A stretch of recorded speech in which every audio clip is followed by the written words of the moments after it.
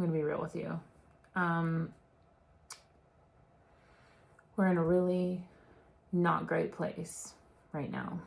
The stresses that we've been feeling lately, I was on a holiday train tour, and I just started like vlogging on my phone. So I left for tour, and I'm trying to like focus on the tour, focus on, you know, it's like a happy holiday tour. I should be there, but my head is back at home. There's lots of transitions happening. And, you know, I was like alone in my hotel and feeling like I just needed to talk. And so I started vlogging with no intent behind it other than just to talk. It's hard to focus. Life is wild. Really feeling the pressure of life. I'm gonna try to focus on this. What's in front of me and everything I've worked so hard for. I just need some help from the creator. Like, it's like getting past the hard parts that feel like anything but powerful. You know, I don't feel that way. It helped. Here's some background for you guys. Lynne, she's my mom. She's a stroke survivor, and we have been caretaking since the stroke for the past 4 years. You have to take your time, okay? Oh, you have it! She needs one more. And it will be hard, but it will be okay. Okay, it's a video.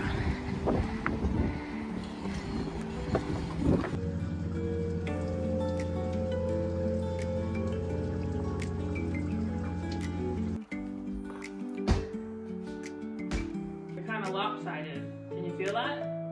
Yeah. So you gotta straighten out your spine? Does the horse make neigh?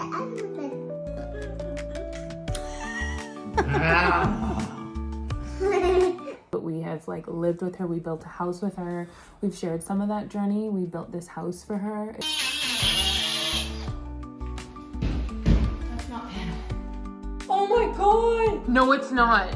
No, it's not. It's a toy. Go to the kitchen. But I work fast. Okay? It's she's in the hospital right now and she's not doing well. I left for tour, and then we were gonna visit Jen's family for Christmas. A week later, Lynne was complaining about abdominal pain.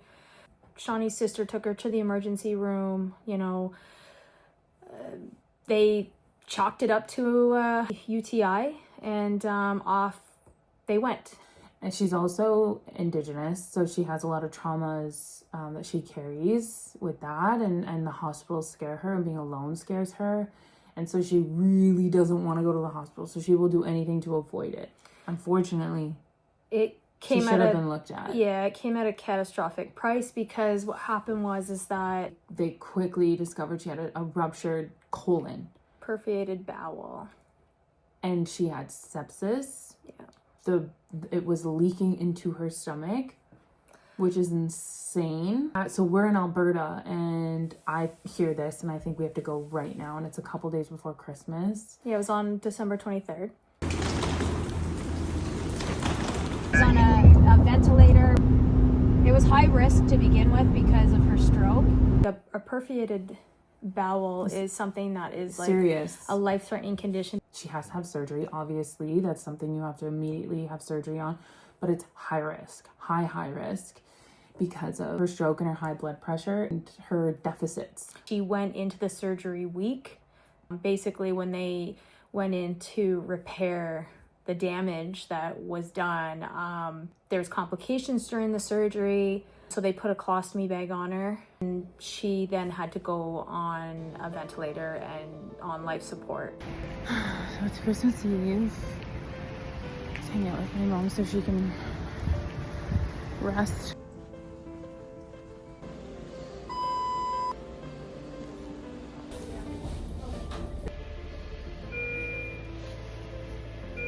But in her case, because she had to learn to breathe again after the stroke, she has weak lungs, weak swallowing, all of that is already weakened. And so to get off life support, You have to have enough strength and ability to do that. Now, she did end up getting off life support for about 2 days. It was just over 24 hours. Yeah. And she got pneumonia. I got a phone call in the middle of the night and they told me, we have to put your mom back on intubator. We were trying to get her off life support, and they'd shut the machine, like the oxygen off, and try to get her to breathe on her own. She's on pain medications, which make her fall asleep, so she'd fall asleep and she'd stop breathing. So I would sit there, remind her to breathe for hours, hoping that she could get off the machine. Every morning, they attempt to take her off, but she's just not breathing enough on her own to get off. And so, again, the doctor had a conversation with me today asking me if, the next steps and whether it's his stated palliative care or a trach for long term. For me, the plan is she's in the driver's seat. And so if a trach is what's needed to happen scientifically, medically, all of those things, then that is what needs to happen. Also, Lynne is awake during this entire process. Like, she's not incapacitated. She can answer yes or no with her hands. She's 65 years old, and the doctor literally said to Shawnee the other day, is like, she should have passed 3 days ago. And she, it just goes to show how strong Lynne is and how much a fighter she is at 65 years old with what she's going against. The odds are like completely stacked against her, and yet she keeps showing up every day and awake. It's pretty remarkable, but at the same time extremely sad because she's very much awake and aware. It's horrible. It's just like horribly sad to see her like this, but I know she still wants to fight. So we're on the outside here fighting, and I'm like managing that part of it and the emotions, but also like trying to keep life normal for our little girl who's 6 months old. And I just want her life to like remain, I don't want this to affect her in any way, or her to like to feel, obviously she's too young to kind of understand, but feel like the energies of all of this and the sadness of it even. Harley and I are outside the hospital right now. We went for a drive with Mommy to see her mom, and just being a team in this. Do you have anything to say to the camera? Obviously things like this, as challenging as they are, just kind of navigating that. But we bought a house in Alberta, and we plan to move at the end in a month. That's like a whole other thing too, because like, let me tell you, when we chose to buy a house in another province separate from Lynne was completely stable. She was smiles around the house, and my brother was at a place in his life where he needed, he was looking for an apartment, and so he's a nurse, and we thought it was the perfect situation because we could kind of take a break from caretaking, and we can focus on our marriage, focus on our family, focus on my career and things that like I've kind of needed to be focused on. We had, to spend that time on it. Everything was like so solid. We had this big grand plan. Everybody was like really content. We are going to move forward with going to Alberta because also we have help there. My parents live there. And I will most likely be traveling back and forth, navigating my mom's like medical needs. But she has to overcome so many hurdles, and I'm not even sure what to expect with that because I'm keep being told that it's not likely that she's going to pull through. But if I know my mom, that's not accurate, or, she's at least going to give them hell. But it's just like, it's all of being torn in all of these places, and even career-wise, I have like an album and an EP that is coming out, and so those are things that have to happen. Right now it just feels like we're back in survival mode and trying to figure out how to navigate all of it. It really feels like every time you like land like firmly on the ground, it's like an earthquake comes, and then it's just like you get tossed up in the air waiting to land again. And I feel like it's been like that since we've met, and I feel like we lived an entire lifetime together. I literally had this like feeling. Mommy feelings. We monitor her on our camera here. And she just woke up from a nap. She did. Hi. You gonna say hi to people? Say hi.